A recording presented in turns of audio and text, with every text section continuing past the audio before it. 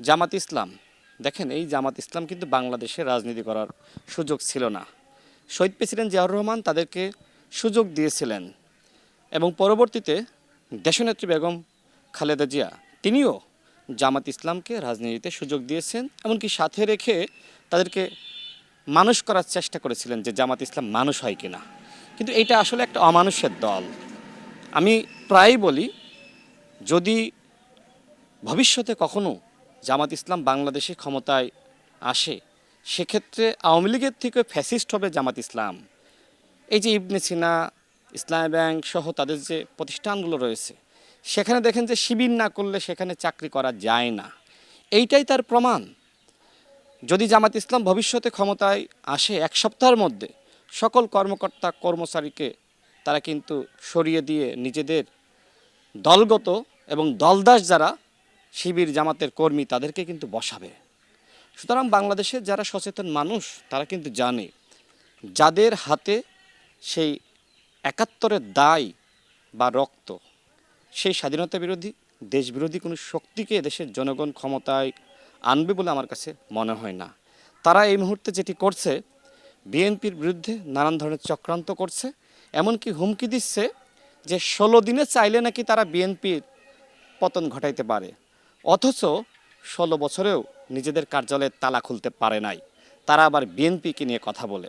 এই জামাত ইসলাম, আমরা চাই যে তারা ভালো হয়ে যাক, কিন্তু তাদের যে কর্মযোগ্য বর্তমানে গালিগালাজ ছাড়া তারা কিচ্ছু বোঝে না। ওরা কি সংস্কার করবে? ওরা তো গালিগালাজে ভরা ওদের হৃদয়টা।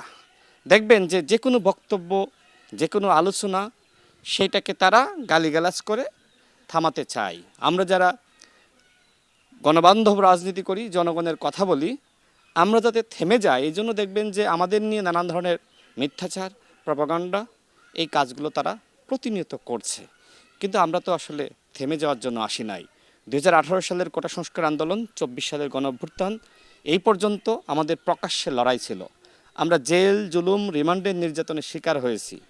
আমরা কখনো নিজেদেরকে আমরা লুকিয়ে রাখি নাই। আমরা পরিচয় প্রকাশ না করে রাজনীতি করি নাই। কিন্তু বাংলাদেশে জামাত ইসলাম এবং শিবির, তারা 4টা ভাগে বিভক্ত হয়ে রাজনীতি করছে। দেখেন, শিবির একটা রাজনৈতিক ছাত্র সংগঠন, জামাত ইসলাম একটা রাজনৈতিক দল। কিন্তু এই দল একটা অংশ প্রকাশ্যে রাজনীতি করে, একটা সাধারণ শিক্ষার্থী বেশে রাজনীতি করে, একটা ক্ষমতাসীনদের মধ্যে মিশে গিয়ে রাজনীতি করে, আর একটা অংশ পেশার গ্রুপ হিসেবে রাজনীতি করে। আপনি ঘাতক না হলে আপনি গুপ্ত হয়ে রাজনীতি করতেন না। যারা মানুষের ক্ষতি চায় তারাই শুধুমাত্র গুপ্ত হয়ে তারা এই ঘাতকের রাজনীতি করে।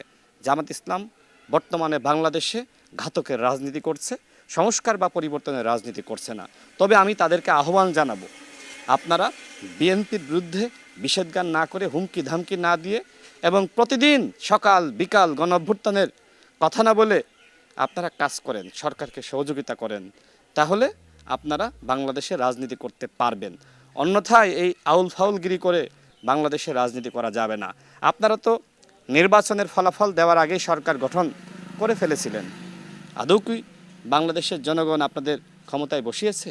এদেশের জনগণ জানে যে জামাত ইসলাম 71-এর দায় যাদের রয়েছে, তারা ক্ষমতায় গেলেও এক সপ্তাহ ক্ষমতা টিকিয়ে রাখতে পারবে না। কারণ বাংলাদেশের জনগণ একতাবদ্ধ হয়ে লড়াই করবে। যে যেখানে থাকুক না কেন, অন্তত তাদের ভিতরে একটা জায়গায় আমার কাছে মনে হয় তারা কমিটেড, যে জামাত ইসলাম দেশবিরোধী চক্র, স্বাধীনতা বিরোধী চক্র, এরা ক্ষমতায় গেলে এরা দেশের ক্ষতি করবে, এরা আর একটি অখণ্ড পাকিস্তান গঠনের স্বপ্ন কিন্তু দেখে।